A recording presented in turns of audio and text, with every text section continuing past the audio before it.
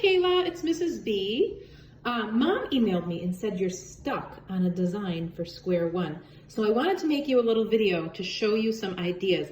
I'm not at school today, otherwise I would show you some art that your friends made. However, I remember a lot of the designs, and these were some popular things that we had for 3rd grade Square One designs. The only rules are it has to include either one heart at the minimum, because that's our theme for the project. Every single child's including a heart. Or you can do lots of hearts, and it has to include your name. That's because we're gonna have a tile wall, and everybody's Square One art is gonna get printed on a ceramic tile to stay on the walls of Goodwin School forever. And you'll still get to order things if you want to.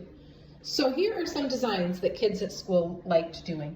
One is to do your name in bubble letters, and you could use your crayons to color in your hearts and the letters of your name, and then you could do your watercolor in the white space so the whole thing is filled in.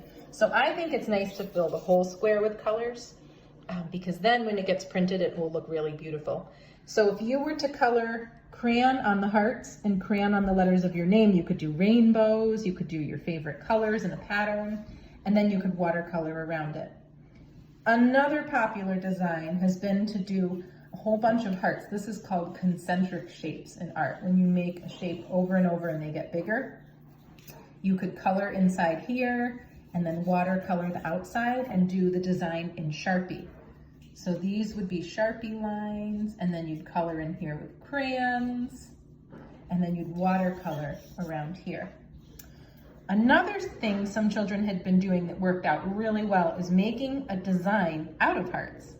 So this is a little picture frame of hearts around the square, and then a beautiful heart design in the middle. And you could then, again, just like with the others, color your hearts with crayon, color this, all different colors with crayon, and then watercolor the white space when you're done coloring. And the last that I thought was pretty cute was some friends are making little heart gardens. So if you were to do this, you could do it like Mrs. B did and use the hearts to make the blossoms and then include a background. I always think bumblebees are a fun thing to add, but you could do anything you wanted in your garden. You could make a big tree with hearts growing on it. Like, let me show you, I'll draw one real quick. No one has done this yet, but I thought it would be kind of cool. So you make your little tree, and then instead of making it an apple tree, you could make it a little heart tree, like it's growing hearts. And then you could make your grass, and you could put your doggy down there, you could put yourself down there, you could draw your house next to the tree. It's up to you. So if you have any other questions, just email me and I'm happy to help you in any way, but I'm sure anything you make is going to be fabulous because you're a wonderful artist. And let me know if anything comes up and I'll gladly help. Bye, Kayla.